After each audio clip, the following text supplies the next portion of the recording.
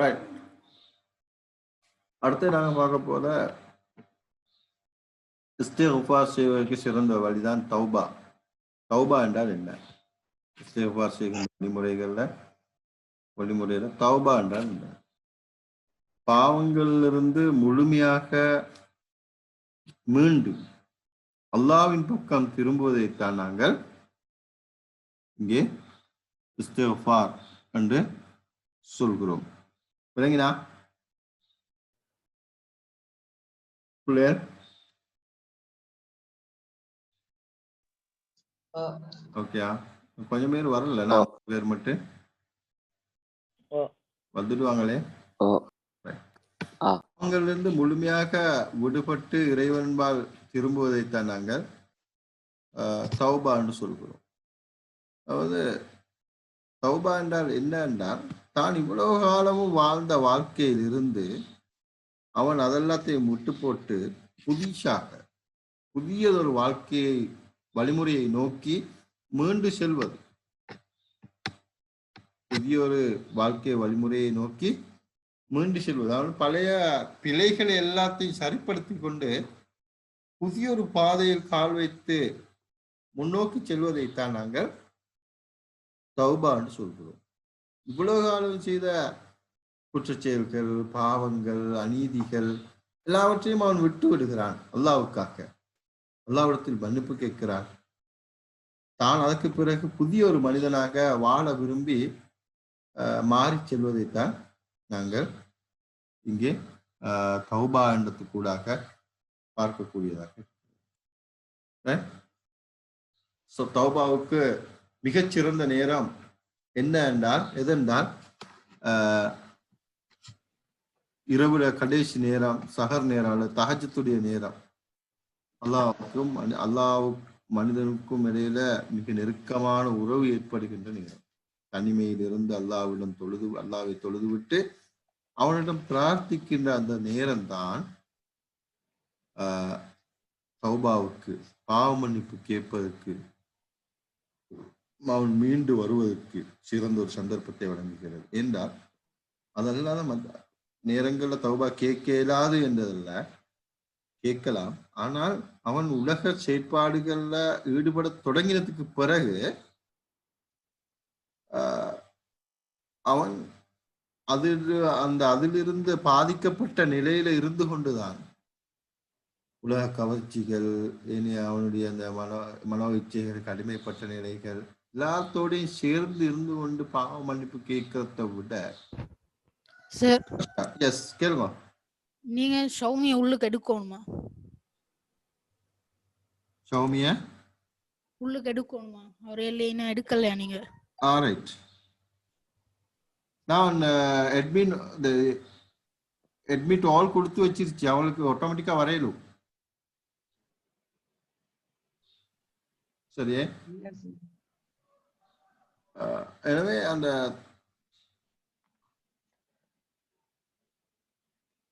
மனிதன் அவன் அந்த அடுத்த உலக விடயங்களிலிருந்து பாதிப்புறுவதற்கு முன்னர் அல்லாவுக்கு மிக நெருக்கமாக இருக்கிற அந்த நேரத்துல மனோச்சைகளுக்கு அடிமைப்படாத தனிப்பட்ட நிலையில இருந்து கொண்டு அல்லாவிட்ட பிரார்த்திக்கின்ற போது அது அவனுக்கும் சிறந்த ஒரு சந்தர்ப்பத்தை மனிதனுக்கும் கொடுக்கிறது. அல்லாவுக்கும் மிக நெருக்கமான, மனிதனுக்கும் அல்லாவுக்கும் நெருக்கமான நேரம். எனவே அவர் சிறந்த ஒரு சந்தர்ப்பமாக அமைகிறது.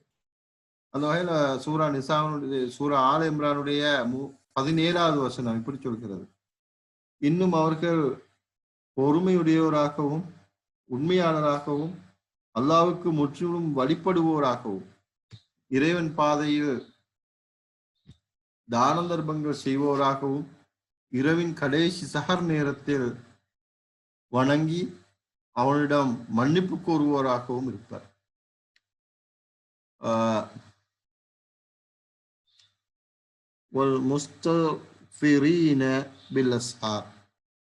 இரவின் கடைசி நேரத்தில் அல்லாஹ்விடம் இஸ்திக்ஃபார் செய்பவர்களாக அவர்கள் இருப்பார்கள் என்று குர்ஆன் சொல்கிறது. இது மிகச்சிறந்த ஒரு நேரமாக நாங்க இந்த நேரத்தை காண்கிறோம். அடுத்தது, இஸ்திக்ஃபார் பற்றி குர்ஆன் சொன்ன கருத்துக்களை போல சஹாபாக்கள் பின்னால வந்த சலபு சாலிஹீன்கள் ஒரு சிலர் எல்லாத்திலும் எல்லாரையும் பார்க்கறதுக்கு எங்களுக்கு டைம் போதா இருந்தாலும் ஒரு சிலர் சொன்னதை நாங்க பார்க்கணும். ஹசன் ரதியல்லாஹு அன்ஹு அவர்கள் சொல்கிறார்கள், உங்களது வீடு, கடை, பாதைகள், உங்களது சபைகள் என்ற எல்லா இடங்களிலும் இஸ்திக்பாரை அதிகப்படுத்திக் கொள்ளுங்கள். ஏனென்றால் எந்த நேரத்துல அல்லாஹ்வுடைய மன்னிப்பு எங்களுக்கு கிடைக்கும் என்பது எங்களுக்கு தெரியாது. எனவே எங்க இருந்தாலும், நீங்க வீட்டில் இருந்தாலும், உங்களோட கடைவாசல்கள் நீங்கள் இருந்தாலும், ரோட்ல போய்கொண்டு இருந்தாலும், வேற ஒரு மீட்டிங்ல இல்லாட்டி ஒரு ப்ரோக்ராம்ல எங்க இருந்தாலும் நீங்கள் அல்லாஹ்விடத்துல மன்னிப்பு கேட்டுக்கொள்ளுங்கள், இஸ்திக்பாரை அதிகப்படுத்திக் கொள்ளுங்கள். ஏனென்றால் மன்னிப்பு என்பது எந்த நேரத்துல கிடைக்கும் என்பது எங்களுக்கு தெரியாது. அது அல்லாஹ் வழங்குகின்ற அந்த நேரத்துல, அந்த முதல் நேரத்தில் அதனை பெற்றுக்கொள்ள வேண்டும் என்பதுதான் ஹசன் ரலியல்லாஹு அவர்களுடைய கருத்தாக இருக்கிறது. அதே நேரம் உமர் ரலியல்லாஹு அவர்கள் ஆயிஷா ரலியல்லாஹு அவர்கள் குறித்து காட்டுகிறார்கள். உமர் ரலியல்லாஹு அவர்கள் சின்ன பிள்ளைகளை கண்டாலும் அவர்கள் அந்த அளவு பாவம் செய்திருக்க மாட்டார்கள். ஆனால் அவர்களை பார்த்தும் இஸ்திக்பார் செய்யுங்கள் என்று உமர் ரலியல்லாஹு அவர்கள் அடிக்கடி சொல்வதாக ஆயிஷா ரலியல்லாஹு அன்ஹா அவர்கள் சொல்லி காட்டுகிறார்கள். எனவே நாங்கள் இதிலிருந்து என்ன விளங்குகிறோம் என்றால், அல்லாஹ்வுக்கு மிக நெருக்கமானவர்கள் அடிக்கடி பாவ மன்னிப்பு கேட்பவர்களாக இருந்திருக்கிறார்கள். ஒருபோதும் நாங்கள் அல்லாஹ்வுக்கு மிக நெருக்கமானவர்கள், எனவே நாங்க பாவம் செய்பவர்கள் அல்ல, அதை நாங்கள் கேட்க தேவையில்ல என்ற ஒரு நிலைப்பாடு அவர்களிடம் இருந்ததில்லை. அவர்கள் அடிக்கடி அல்லாஹ்விடம் பாவ மன்னிப்பு கேட்பதன் ஊடாகத்தான் அந்த நிலையை அடைந்திருக்கிறார்கள் என்பதை நாங்கள் பார்க்கக்கூடியதாக இருக்கிறது. அதே நேரம் இமாம் கஸ்ஸாலி ரஹ்மத்துல்லாஹி அவர்கள் ஒரு நீண்ட ஆலோசனையை எங்களுக்கு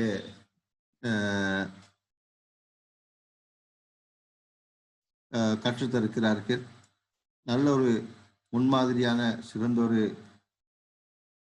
ஆலோசனையாக அது இருக்கிறது. என்னென்று பாருங்க, நீ தௌபா செய்கிறாய், பின் அந்த தௌபாவை முறித்துக் கொள்கிறாய். மனிதனுடைய இயல்பு, பாவம் செய்கிறான், திரும்ப மன்னிப்பு கேட்கிறான், திரும்ப பாவம் செய்கிறான், மீண்டும் பாவம் செய்கிறாய். உடனடியாக தௌபா செய்து கொள். மீண்டும் பாவத்தில் வீழ்ந்து விடுவதற்கு முன் நான் மரணித்து விட வேண்டும் என உனக்குள் நீ கூறிக்கொள். விளங்கிட்டா? பாவம் செஞ்சுட்டு மன்னிப்பு கேட்கிற நேரம் பாவத்துல இன்ட்ரெஸ்டாக இருந்து கொண்டு மறுகாலம் கேட்டு செஞ்சுட்டு மறுகாலம் தௌபா செஞ்சு கொள்றதானே என்ற உணர்வோடு அல்ல, இந்த பையனை நான் தௌபா செஞ்சா நான் மூத்தாங்காட்டுக்கும் இந்த பாவத்தை செய்யக்கூடாது என்று எண்ணத்தோடு நீ தௌபா செய் என்பதைத்தான் கஸ்ஸாலி ரஹ்மத்துல்லாஹி அவர்கள் கற்றுத்தருகிறார்கள். அப்ப நீ தௌபா செஞ்சா அடுத்த பயிர நீ பாவம் செய்யறதுக்கு முன்னே நான் மரணித்து விட வேண்டும் என உனக்குள் நீ கூறிக்கொள். உன்னால் ஒரு பாவம் இடம்பெற்று விட்டால் உடனடியாக தௌபா செய்வதை உனது வளமையாக ஆக்கிக்கொள். பாவம் இடம்பெற்று விட்டால் தௌபா செய்து கொள்ளும் சந்தர்ப்பம் உனக்கு தவறிவிடாமல் இருக்கட்டும். நீ நம்பிக்கை இழந்து விடாதே. ஷைத்தான் உனது தௌபாவுக்கு தடையாக இருக்கக்கூடாது. அதுவே நீ நன்மை அடைவதற்கு அடையாளமாகும். நீ நன்மை அடைவதற்கு அடையாளமாகும் என்று இமாம் கஸ்ஸாலி ரஹ்மத்துல்லாஹி அவர்கள் எங்களுக்கு கற்றுத்தருகிறார்கள். எனவே நன்மை அடைய வேண்டுமாக இருந்தால், நன்மை அடைவது என்பதற்கு ஒரு நான் நன்மை அடைந்து கொண்டு நான் இருக்கிறேன் என்றதற்கு ஒரு நல்ல ஒரு உதாரணம் தான் நான் அடிக்கடி தௌபாவில் ஈடுபடுவது என்பதை இமாம் கஸ்ஸாலி ரஹ்மத்துல்லாஹி அவர்கள் சுட்டி காட்டுகிறார்கள். அடுத்த பிள்ளை கடைசியாக தௌபா அல்லது இஸ்திக்பாருக்கான நிபந்தனைகள், தௌபா செய்வதற்கு, பாவ மீட்சி பெறுவதற்கு, பாவ மன்னிப்பு கேட்பதற்கு சில நிபந்தனைகள் இருக்கிறது. இவ்வளவு நேரம் நாங்க பார்த்ததிலிருந்து சுருக்கி எடுத்த விடயங்களாக இது இருக்கலாம். முதலாவது தான் செய்த பாவங்களை எண்ணி மனம் வருந்தி அவன் அல்லாஹ்விடத்துல கையேந்த வேண்டும். யா அல்லாஹ், உனது கட்டளைகளை மீறி நான் இப்படியெல்லாம் பாவம் செய்திருக்கிறேன், எனவே நீ மன்னிப்பாயாக. அகங்காரத்தோட பெருமையோட நான் இப்படியெல்லாம் பாவம் செஞ்சேன்னு சொல்லி சந்தோஷப்படுவதல்ல, செய்த பாவங்களை எண்ணி அவன் மனம் வருந்த வேண்டும். அந்த மன வருத்தத்தோடு அல்லாஹ்விடத்தில் அவன் பிரார்த்திக்க வேண்டும். பாவம் மனிதர்களோடு சம்பந்தப்பட்டதாக இருந்தால், இன்னொரு மனிதனுடைய ஒரு பொருளை அநீதியாக பெற்றிருந்தால், இன்னொரு மனிதனுடைய மனத்தை நோவித்திருந்தால், இப்படியான மனிதர்களோடு சம்பந்தப்பட்ட பாவமாக இருந்தால் அந்த சம்பந்தப்பட்ட மனிதர்களிடம் அவர்கள் மன்னிப்பு கேட்க வேண்டும். அடுத்தது இஹ்லாஸோடு மன்னிப்பு கோருவது, தூய்மையான எண்ணத்தோடு. பாவங்களை செய்துவிட்டு மன்னிப்பு கேட்கின்ற மனிதன் அளப்பற்ற எண்ணத்தோடு இல்லாமல் திரும்பவும் சந்தர்ப்பம் ஒன்று கிடைத்தால் பாவம் செய்வேன் என்ற எண்ணத்தோடு அல்ல, தூய்மையான எண்ணத்தோடு மன்னிப்பு கேட்க வேண்டும். குறித்த பாவத்தை மீண்டும் மீண்டும் செய்ய மாட்டேன் என்ற உறுதியை அவன் எடுத்துக்கொள்ள வேண்டும். செய்த பாவத்திலிருந்து முற்று முழுதாக நீங்கி கொண்டுதான் அந்த பாவத்துக்கு மன்னிப்பு கேட்க வேண்டும் என்பதை நாங்கள் ஏற்கனவே பார்த்த அந்த விடயங்கள் இருந்து கற்றுக்கொள்கிறோம். பிள்ளைகள், எனக்கு நீங்க சொல்லுங்க,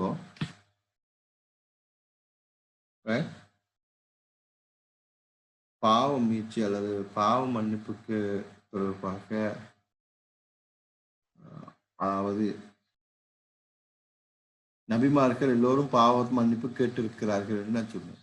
குர்ஆன் ஆதாரம் சொல்லி காட்டினேன். அதற்கு உதாரணமாக நூஹ் அலைஹிஸ்ஸலாம் அல்லாஹ்விடத்தில் மன்னிப்பு கேட்டிருக்கிறார்கள். எப்படி கேட்டிருக்கிறார்கள்? அந்த குர்ஆன் வசனத்தை திருப்பி சொல்லி காட்டுங்க. அன்மியூட் பண்ணுங்க.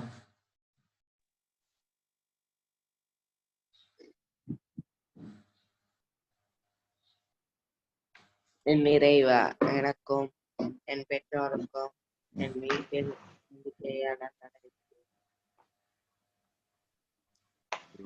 எனக்கும் என் பெற்றோருக்கும் என் வீட்டில் வலிமன் தகல பைத்திய முஃமினன், ஈமானோடு ஆண்களுக்கும் மோமினான ஆண்களுக்கு மோமினான பெண்களுக்கு நீ மன்னிப்பு அருள்வாயாக என்று நூஹ் அலைஹிஸ்ஸலாம் கேட்டிருக்கிறார். அதே போல இப்ராஹிம் அலைஹிஸ்ஸலாம் அவர்கள் கேட்டிருக்கிறார்கள். மன்னிப்பு பற்றி இல்லாட்டி பாவ மன்னிப்பு கேட்பது பற்றி குர்ஆன் என்ன வேற கருத்தை சொல்லுங்க. குர்ஆன் சொன்ன ஒரு கருத்தை சொல்லுங்க.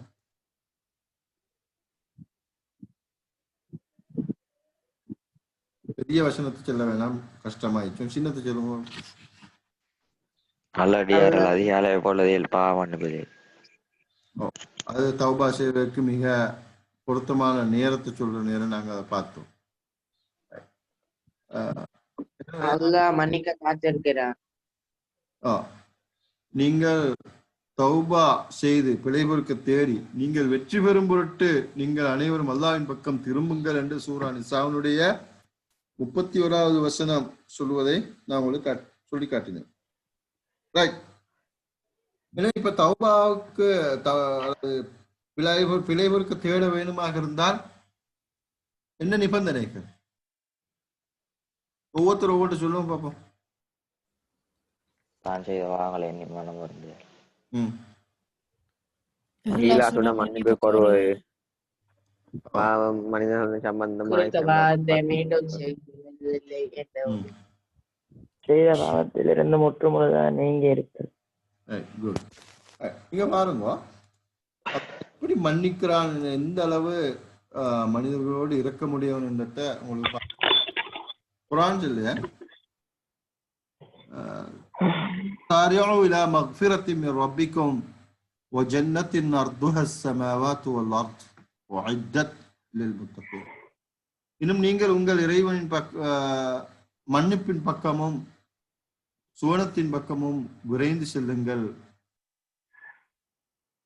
அதன் சுவனபதியின் அகலம் வானங்கள் பூமியை போல் உள்ளது.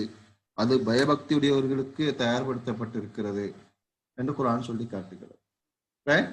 பாருங்க இந்த வசனத்தை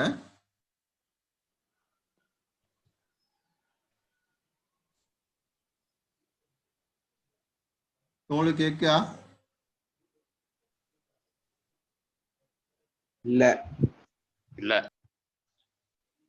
இல்ல கொஞ்சமாலும் கேட்கல. இப்ப கேட்கல? ஏகிய ஏக்கிய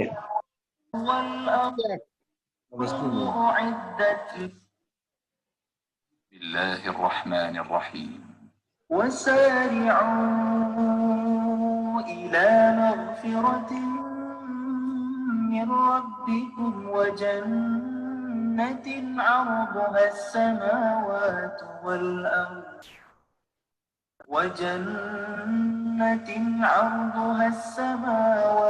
والأرض أعدت للمتقين الذين ينفقون في السراء والضراء والكاظمين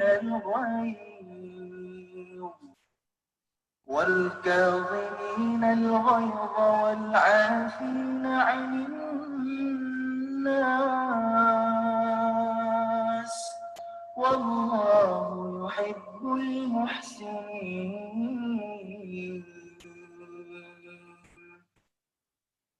والذين إذا فعلوا فاحشة أو ظلموا أنفسهم ذكروا الله فاستغفروا لذنوبهم ومن يغفر الذنوب إلا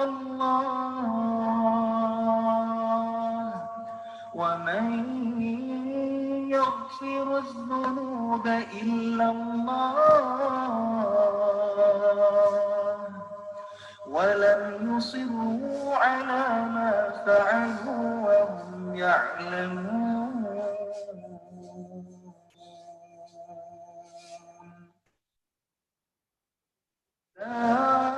أولئك جزاؤهم مغفرة من ربهم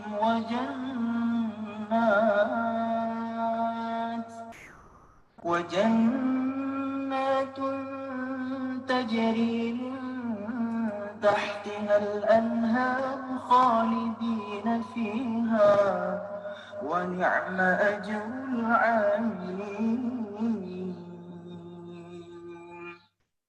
قد خلت من قبلكم سنن فسيروا في الأرض فانظروا كيف كان عاقبة المكذبين. هذا بيان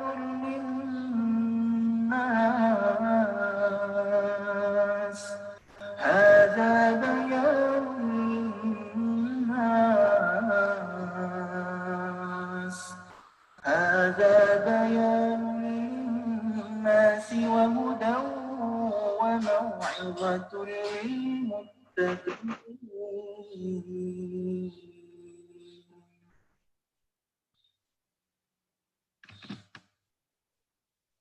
ஹாய் பிள்ளையர் கேட்டுக்கொண்டே நான் ஏன் போட்டு தெரியுமா இந்த வசனத்தை?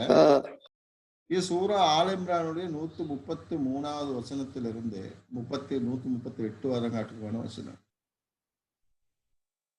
வானங்கள் பூமியின் அளவு விசாலமான சுவர்க்கத்தின் பக்கமும் அல்லாஹ்வுடைய மன்னிப்பின் பக்கமும் விரைந்து வாருங்கள் என்று குர்ஆன் சொல்லிவிட்டு சில பண்புகளை சொல்கிறார். அந்த மன்னிப்புக்கு காரணமான முத்தகீன்கள் என்றால் யார்? நாங்கள் தௌபா என்ற பாடம் இல்லாட்டி இஸ்திக்ஃபார் பாவ மன்னிப்பு என்றதை விளங்கி சரியா விளங்கிக்கிற பாடமாக இருந்தால், பாடத்தை சரியா விளங்குறது இருந்தால், நாங்க அதுக்கு பின்னால் இருக்க சில விஷயங்களை பார்க்க வேண்டும். அப்படி தௌபா கேட்கின்ற ஒரு மனிதன், இறையச்சமுள்ள ஒரு மனிதர் எத்தகைய பண்பாடுகளோடு வாழ வேண்டும் என்பதையும் குர்ஆன் பல இடங்கள்ல சொல்லி தந்திருக்கிறது. அதுல ஒரு இடம் தானே இது, ரைட்? இதுல நீங்க எனக்கு இன்றைக்கு அனுப்புங்க முத்தகீன்களுடைய குர்ஆன் இந்த சூறாவுல இந்த வசனம், இந்த 8 வசனத்துல சூரா ஆல இம்ரான் 3வது அத்தியாயம் எழுதி கொள்ளுங்க. 3வது அத்தியாயம் 133 138. الذين ينفقون في السراء والضراء والكاظمين الغيظ والعافين عن الناس. இன்னொரு விஷயத்தை சொல்லி காட்டுறேன். தங்களது வசதியான நிலையிலும் கஷ்டமான நிலையிலும் அவர்கள் அல்லாஹ்வுடைய பாதையில் செலவழிக்கிறார்கள், கோபத்தை அடக்கிக் கொள்கிறார்கள், மனிதர்களை மன்னிக்கிறார்கள் என்று குர்ஆன் சொல்கிறது. இத்தகைய பண்புடைய மனிதர்களைத்தான் 138 133 38 வரைக்கும். நான் சின்ன ஒரு உதாரணத்தை தான் சொன்னேன், அந்த சின்ன ஒரு துண்டத்தை அவங்களை விளங்கப்படுத்தினது. நீங்க எதிர்த்து அந்த முத்தகீன்களுடைய பண்பாடுகள், தௌபா கேட்கின்ற அல்லாஹ்வுடைய மன்னிப்பை நோக்கி விரைந்து செல்கின்ற அந்த முத்தகீன்களுடைய பண்பாடுகள் எப்படி இருக்க வேண்டும் என்று இந்த வசனங்கள் சொல்லி காட்டுறதான் நீங்க எனக்கு கொஞ்சம் என்னென்ன வசனங்கள், என்னென்ன பண்பாடுகள் அவர்களிடம் இருக்க வேண்டும் என்பதை குர்ஆன் சுட்டி காட்டி இருக்கிறது என்றதை நீங்க எனக்கு இன்றைக்கு சொல்லணும். சரியா?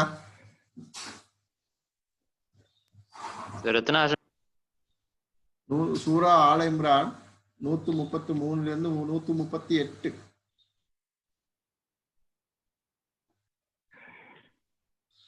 சரியா? கிளியரா? ஓகே. அப்ப இன்றைக்கு போதுமே. ஓகே. டவுட் இருந்தா கேட்டுக்கொள்ளுங்க. உங்களுக்கு கேட்கணுமா இருந்தா கேளுங்க. நீங்க